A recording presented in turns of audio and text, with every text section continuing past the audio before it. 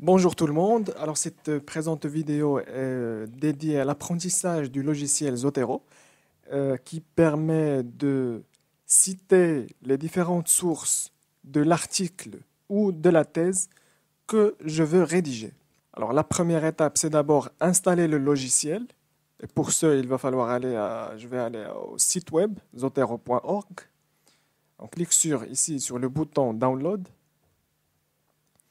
Puis il va falloir télécharger Zotero 5 for Windows, c'est le logiciel qui va être installé sur l'ordinateur, et installer Zotero Connector, qui est un module complémentaire qui s'installe dans notre navigateur web. Alors une fois le premier installé, nous aurons ici l'icône Zotero. Et une fois le deuxième installé, nous aurons ici cette icône sur le navigateur. On va voir par la suite son intérêt. Donc, une fois ces deux-là installés, la troisième étape, c'est d'installer le logiciel dans Microsoft Word ou l'intégrer dans Microsoft Word. Et pour ce, j'ouvre Zotero. On va aller à l'onglet Édition, Préférences, l'onglet Citer, puis le sous-onglet Traitement de texte. Et on va cliquer sur ce bouton Installer le module Microsoft Word. Une fois installé, nous aurons dans notre page Microsoft Word un onglet qui va s'ajouter. On le voit ici en haut à droite, l'onglet Zotero. On va voir par la suite son intérêt. Alors une fois les trois installés, la prochaine étape sera d'intégrer les différentes sources qu'on veut citer dans le logiciel afin de pouvoir les citer. Alors pour les intégrer, il y a trois méthodes. La première, c'est quand on possède déjà le fichier PDF. Je prends l'exemple de celui-là, complications neurologiques de la radiothérapie. Alors on va porter ce fichier vers le logiciel et on va le déposer ici, dans la bibliothèque. On va attendre quelques instants pour qu'il soit intégré.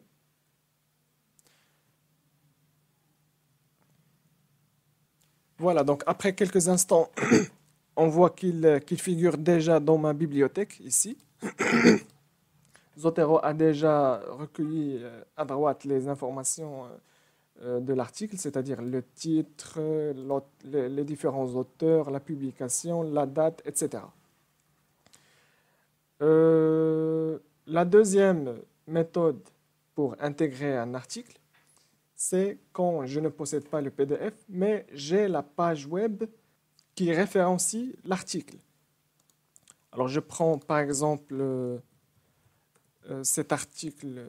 Je prends par exemple cet article-là qui s'appelle Evidence for Sugar Addiction, etc.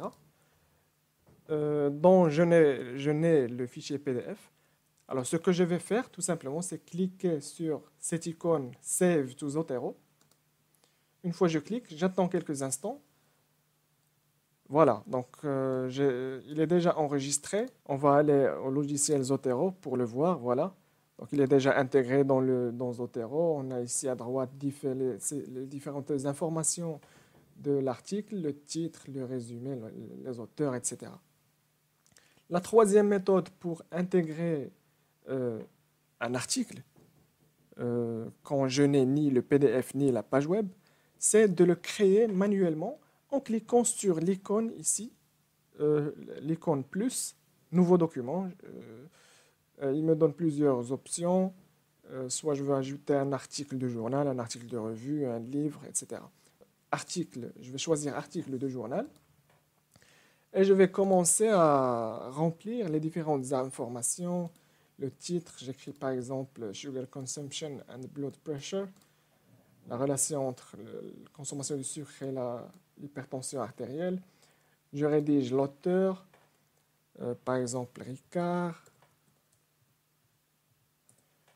Et je peux aussi ajouter différents auteurs en cliquant ici sur l'icône plus pour ajouter un deuxième auteur ou même un troisième. Donc le résumé, la publication, la date. Je rédige le maximum d'informations possibles. Et comme ça, je peux intégrer un article que je ne possède pas. Maintenant, après avoir réalisé les 3 installations et après avoir intégré mes articles, je peux maintenant aller les citer dans mon fichier Word. Je vais prendre ici l'exemple de la première phrase. J'ai envie de citer le premier fichier, celui dont je possède le PDF, les complications neurologiques de la radiothérapie. Alors, ce que je vais faire, c'est cliquer sur la fin de la phrase, puis cliquer sur l'onglet Zotero, ici, puis je clique sur « Ajouter citation ». Il me donne le choix quel style de citation je veux choisir. Il vaut mieux garder le style international, I3E. Je clique sur OK. Puis, j'aurai une barre de recherche. Cette barre de recherche pour rechercher les articles intégrés dans Zotero et choisir celui que je veux citer. Je vais choisir complications neurologiques, le voilà. Donc là, il me propose différents articles car j'ai déjà intégré d'autres articles auparavant. Donc moi, ce qui m'intéresse, c'est les complications neurologiques de la radiothérapie. Je clique, puis je clique sur Entrée. Donc voilà, c'est mon premier article cité. Zotero lui a donné le chiffre 2. Maintenant, pour la deuxième phrase, je vais citer l'article qui était sur la page web de PubMed.